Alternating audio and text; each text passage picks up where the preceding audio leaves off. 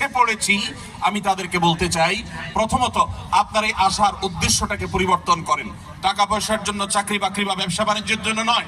আপনার এখানে থাকাটাই হবে আল্লাহর দ্বীনকে মানুষের সামনে রিপ্রেজেন্ট করবার জন্য, দাওয়া ইলাল্লাহর জন্য, আল্লাহর পথে মানুষকে আহ্বান করার জন্য, জাহান্নাম থেকে মানুষকে জান্নাতের পথে আনার জন্য, মানুষকে মুক্তির পথে দেখাবার জন্য আপনি আসছেন।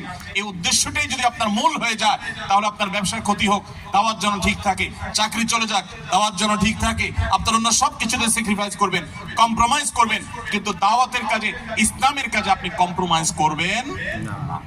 নাম্বার 2, আপনাকে যে দেশে আছেন সে দেশের মানুষের ভাষা শিখতে হবে।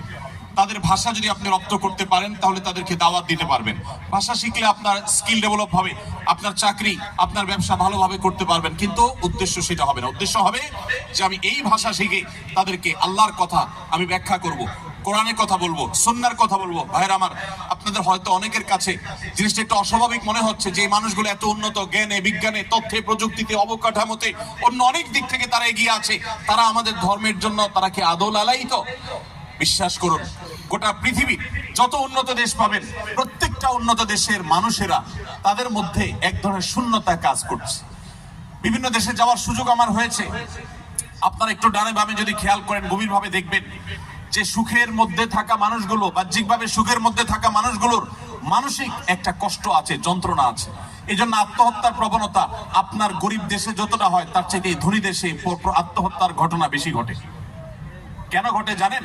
সবকিছু আছে, মানসিক প্রশান্তি জিনিসটা নেই। এই মানসিক প্রশান্তি, আল্লাহর কসম, ঈমান ছাড়া, ইসলাম ছাড়া মানসিক প্রশান্তি আসার আর কোনো পথ পৃথিবীতে খোলা নেই।